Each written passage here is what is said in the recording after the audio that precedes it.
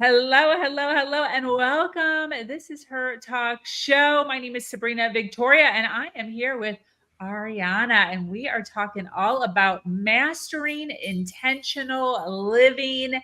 I think this is something that we all need a reminder of. Super excited about this subject. So get comfortable as we explore the triumphs and challenges faced by women worldwide. We are going to be offering insights and inspiration to fuel both your personal and your professional growth. So let's jump right in. Get ready, because today's guest is about to change the way you view your world. This is Her Talk Show, hosted by Sabrina Victoria. We're listening live. I see you. If you're listening on the replay, make sure you hashtag replay wherever you're at so we can send you some love in the comments. We are here every day delving into deep conversations around health, wealth, and leadership with some of the most brilliant women globally. We have interviewed over 600 women, and today we are adding another one to the list. We have Ahriana. She confidently navigates the mysterious pathways of the world, engaging with wise mentors, insightful women, and healers from diverse cultures and traditions. With a remarkable career spanning over 3 decades, she excels in both business strategy and leadership with a global perspective. Her influence extends across continents from North and South America to Asia, Africa, Europe, and the Middle East, making her a beacon of inspiration worldwide. She is the founder of A Soulfull World and cultivates a bright, vibrant community focused on wisdom and personal development. Super excited to have her here today. Welcome. Thank you, my friend. Very happy to be here. Thanks for the invitation. Yes, thank you so much for being here. Right before we got on to live, I was showing some inquiries on all of the travel. And I really love how you framed your journey as far as like, yes, went there for one thing, but my heart, always pulled me towards this other side. And I, you were always intentionally making sure that you were getting the most out of your trips and making sure that you're gaining knowledge in all of these areas. I'd love to ask before we jump in, what do you think was the most inspirational location outside of the US you've ever been to? It's based on the experience that I had there, and that would be South Korea. You did that so fast. Yeah. Well, I had one of the most remarkable experiences in my whole life in South Korea. I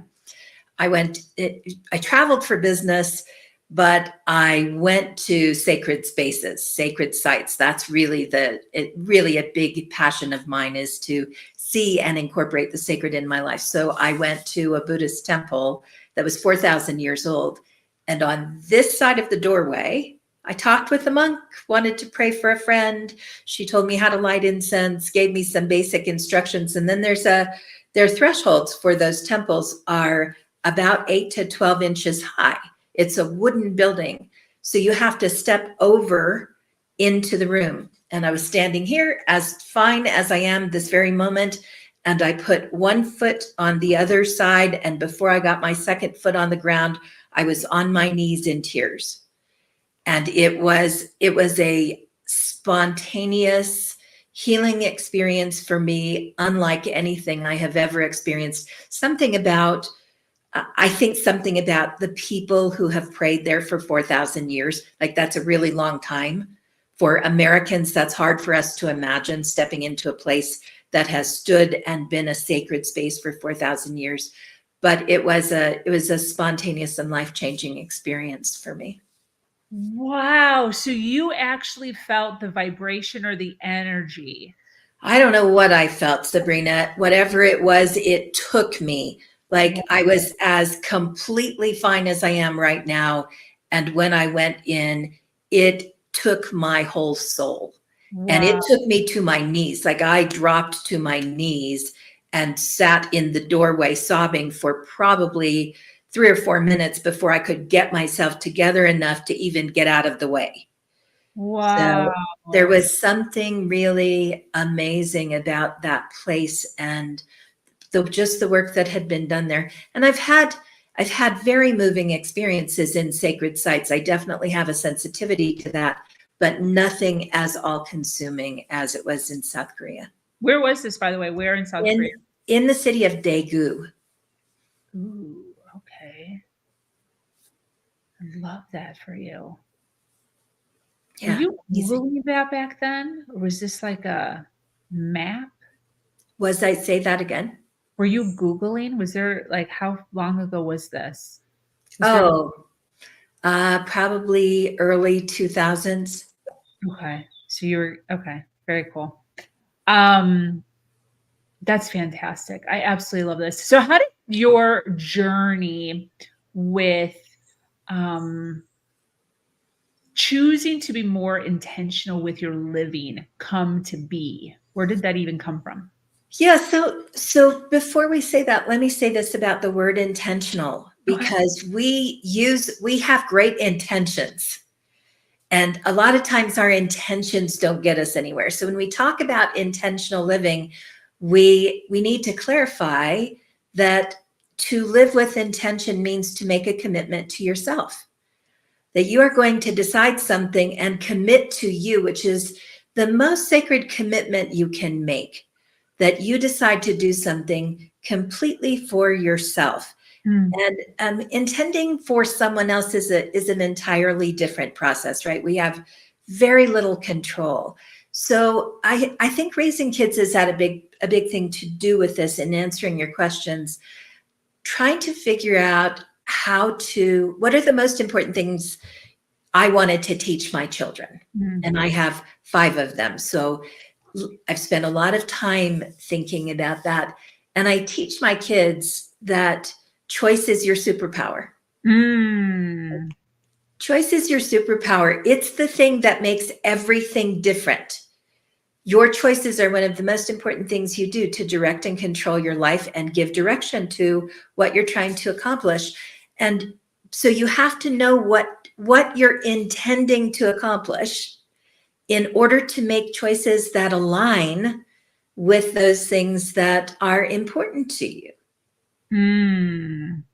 This resonates with me hard because I didn't know I had the ability to choose until I was in my like early 30s.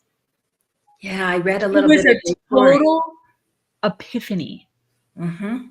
a total epiphany. And I would literally walk around and be like, just so you know, you have a choice. Like I would just tell people that Yeah. because it was so obvious to me then, but like not obvious at all to me my whole life. So Yeah. just like it was one of those things where it's like, I have to tell people this. I don't think people know this. There certainly are a lot of people in the world who don't. Yeah. So what a great gift you are already giving your children so soon. My oldest is 42 and my youngest is 22. So I've been talking about this for a long, long time. But when you look at your kids, if you have several, some of them will have really good choice making ability, know exactly what they want, and some of them won't. Some of them Mm. will be very uncertain and will turn to you to make choices for them. And you'll want to, because Mm. you'll want to tell them what they should do. But cultivating the ability to make a good choice in your children is a really important skill for them to develop. And it will give you peace of mind as they get older and go out into the world and do their own thing. If Mm. they have the ability to make good choices, even when you're not certain where they're going, what they're up to. My youngest is leaving for Ireland to do his master's work in the fall. And that's a long way away from home. But I Yeah. know he knows how to make good choices. So it gives my heart some ease. Yes. Oh, so, so good. Have you done anything either with your family or with your clients as far as um creating intentional spaces. This is one Oh, thing I'm yeah. really curious about. Yeah, for sure. I mean, your intentional workspace. So what I do mostly is work with spiritual entrepreneurs, and it's an interesting thing because people who have a spiritual bent on their business generally are following a calling, something that's pulling them forward, but they don't necessarily have the underpinnings of, what does it take to do this? So Mm. I'm able to help them in both of those areas. And a lot of the first sessions that I have with clients are about the space that you work in, because we have a tendency to make sacred spaces, and it doesn't matter whether that's religious or not, but holy spaces, sacred spaces, important spaces in our home, a sitting corner where we read our favorite books, the things that we decorate our bedroom with, all of those things come really naturally. But to create sacred space in your work area where you are bringing your most creative self is really valuable. And to think about the colors that inspire you and the artwork that inspires you, and even down to the kinds of pens and paper and things that you surround yourself with, so that when you sit down, you are in the perfect place with everything you need exactly as you like it, which Mm. then frees you up to bring the very best of yourself out into what you do. Absolutely. And I can really relate to this just in the sense of like a clean space versus a dirty space. Um, Absolutely. Having working pens versus going through three that should have been thrown in the trash and accidentally were not. When you're on the cusp of having a really, really great idea and you're trying to find a pen to write it down really fast and jot it down, and none of the pens work, and how much better of a space it is when everything is working for you. And that what you're talking about, it seems like a small thing, but when you start talking about how you care for your space and how you care for your stuff and what works and what doesn't, you're starting to get into the field of personal values. And that is the kind of the underpinning of your intentional living, is that you have certain things that are important to you, certain personal values. Maybe you have a personal value for organization. Maybe you have a personal value around cleanliness. Maybe your personal value is much more related to the ease and comfort and ability to be spontaneous. And maybe those things, that putting everything in order doesn't work as well for you as being able to look about at a vast collection of markers and pens and crayons and brightly colored paper. Maybe that's what really sparks you.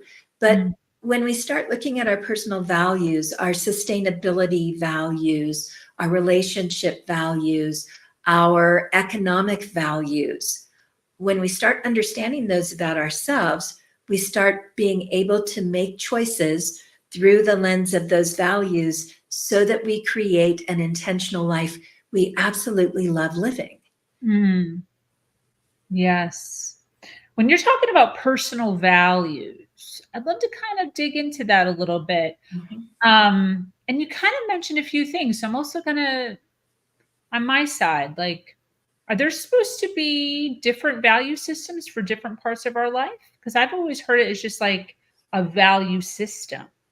I think we have different subcategories, Oh, like okay. our values for how we raise our children have to do with their health, their fitness, their education, their freedoms can be a really important thing. How much freedom do we give our children to self-express and self-define? That's really important in our culture right now, as opposed to the values that you have in your relationship, which might have to do with fidelity, it might have to do with the tone of voice with which you speak to each other, your form of communication.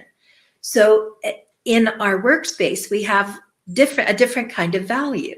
We have a different set of values that apply to that. It's not that they don't all feed in, because if you communicate well with your children and you communicate well with in your relationships with your friends and whoever you're in relationship with, then you probably have some pretty good communication skill that you bring to your business. So some of these things cross the board. but there are also things that you come to know about yourself as a business person. And I often warn people, because a lot of times when they hear me speak, I'm in a spiritual environment. And if I'm working with people in a work environment, for example, I'm working with a board of directors for a spiritual organization, that board of directors is going to hear something different from me than the people I'm presenting to. Because here I'm talking about your spiritual life, and here I'm talking about how you run your business and the very black and white things you have to do to be able to make your business successful. So personal values, core values, they tend to shift and change according to what your circumstances, but it's all about self-awareness. Yeah. And really knowing what's important to you so that you can live into that. Yeah. What's the best way that somebody could figure out their personal values? So a Google search or? No, I wouldn't Google search. I would take out a piece of paper and write down the things you don't like.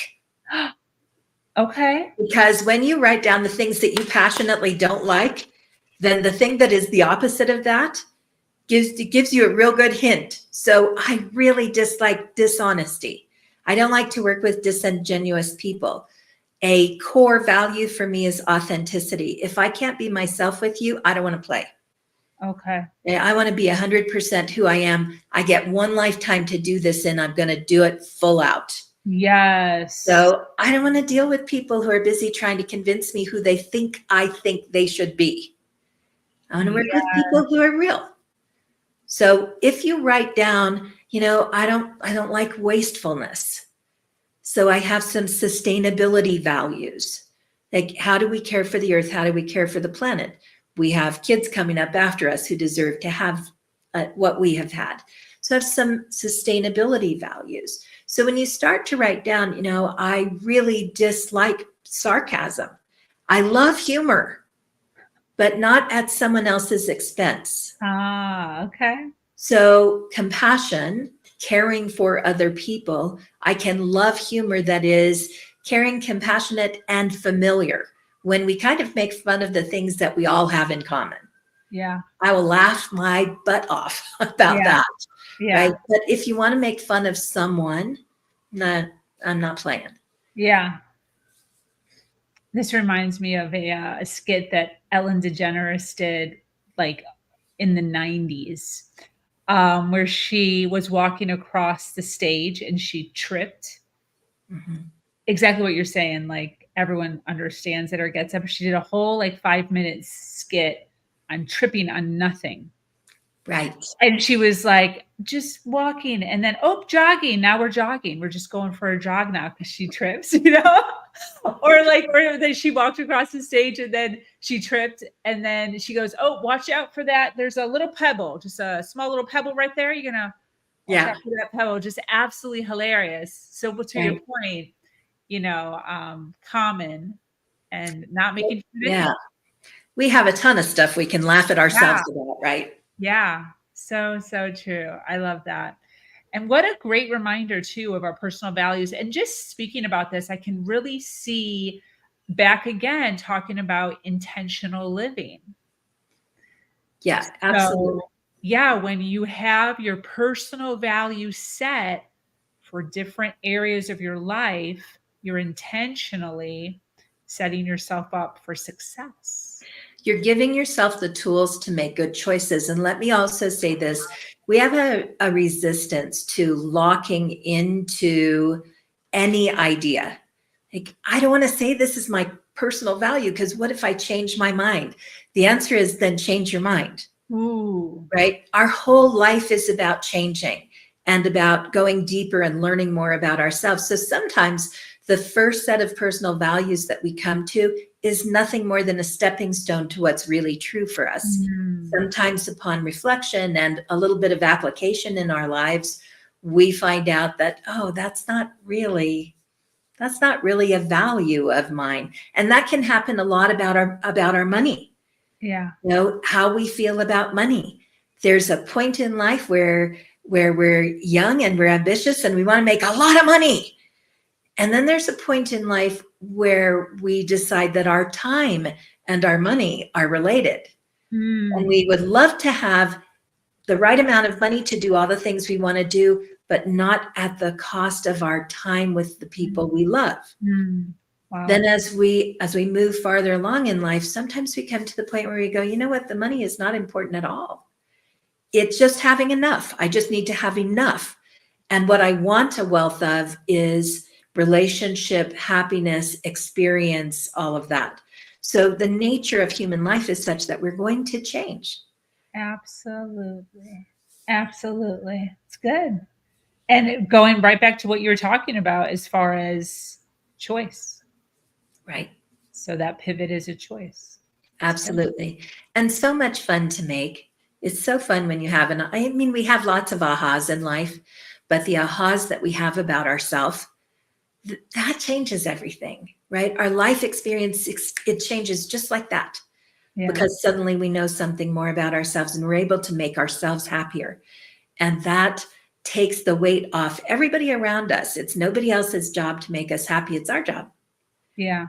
So as we explore what is important to us, this piece of living intentionally, you know, it can be as easy as how you brush your teeth in the morning. Like we're gonna, I like to talk about this thing called habit stacking. Okay. That if you want to start doing something in your life, stack it with a habit you have already. So brushing our teeth, like we pretty much all, if you don't brush your teeth, okay. But we pretty much all brush our teeth every day. Yeah. So there's an opportunity when you're brushing your teeth to think about how you're going to communicate.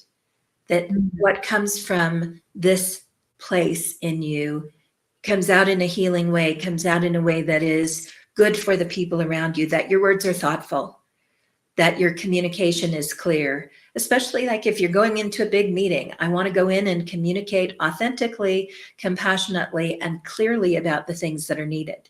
So when I'm brushing my teeth, instead of, you know, looking at my face and seeing if I've broken out anywhere, I can actually be thinking about something that is relatable. How do I want to communicate into the world every day?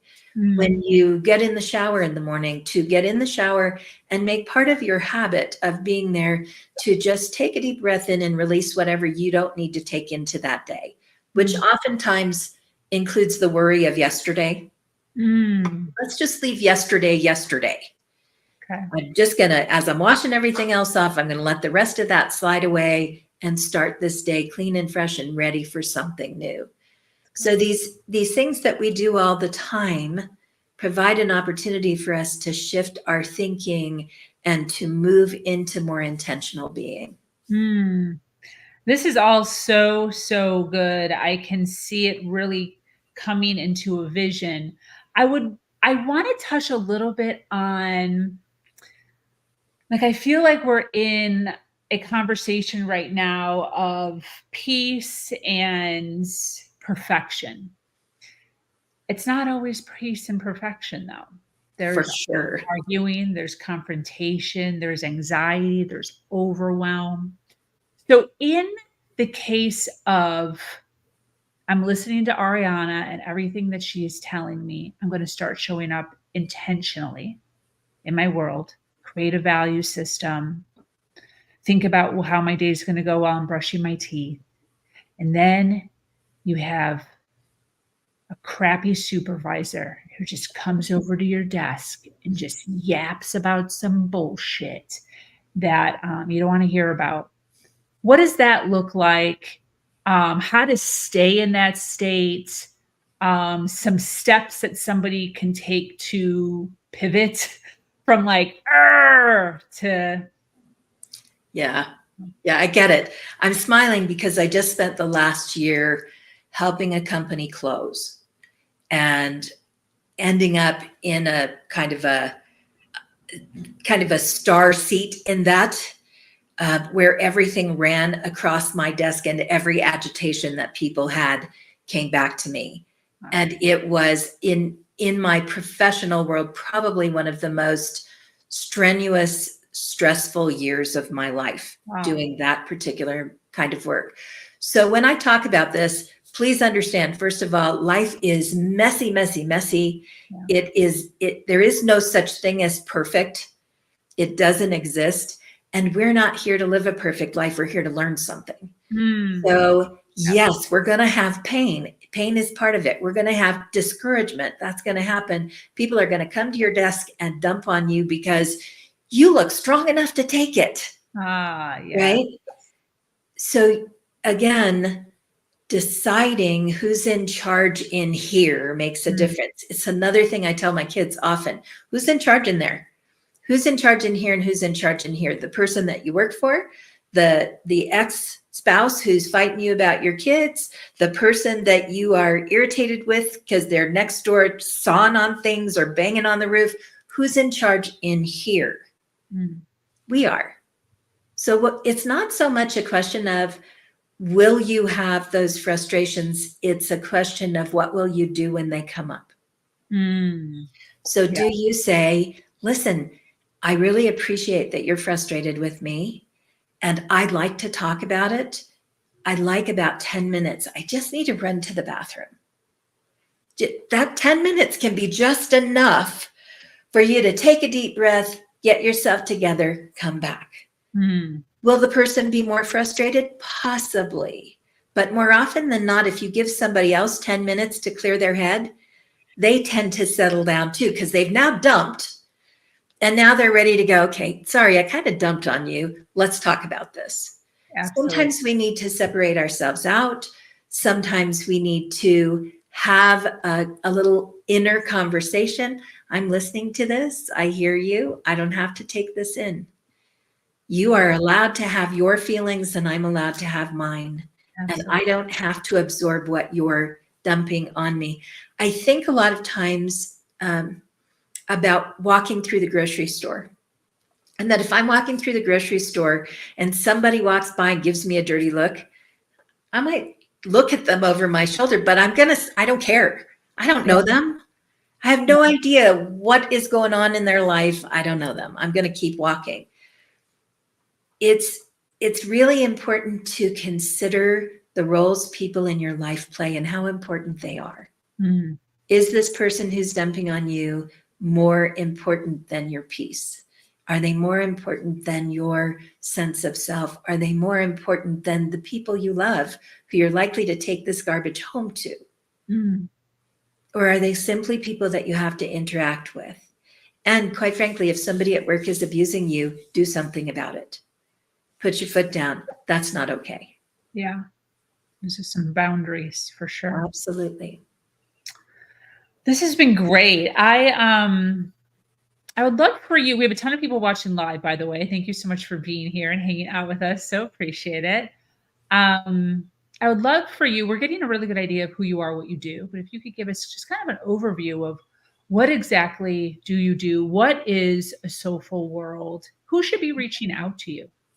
I work with holistic healers, spiritual entrepreneurs, soul pros, people who feel a calling, and often also with just purpose-driven business people who feel a calling to do something really important in the world and are having trouble getting that idea launched, really having trouble getting the business of it out there. I also work with spiritual educators, clergy, people who work in spiritual spaces to teach ceremonial arts. I've spent 30 years traveling the world learning sacred ceremonial arts from indigenous tribal teachers. And so those ceremonial arts are, I don't try and teach somebody else's art. There is a compilation of what you learn when you do as much study as I have. And I help people understand that sacred ceremony, ancient ceremony has been in place for a very long time because it works. The reason that tribes keep using it, that spiritual people keep using sacred ceremony is because it transforms your life. So we don't get a lot of that training, a lot of ceremonial training in traditional seminaries and religious education. So it's a supplement for people whose spiritual lives are also their professional lives. Beautiful. Where can people find you? Website, social media? Everywhere. If you put in Ahriana Platten, you will find me for pages on Google because I do a lot of public speaking and a lot of writing.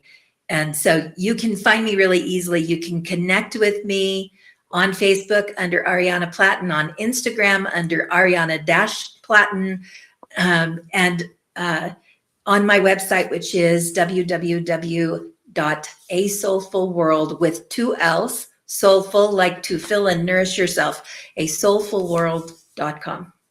Awesome. Absolutely beautiful. And then,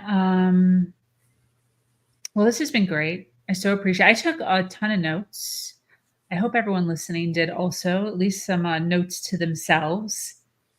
So appreciate all of this. When you think about mastering intentional living, what does that actually look like?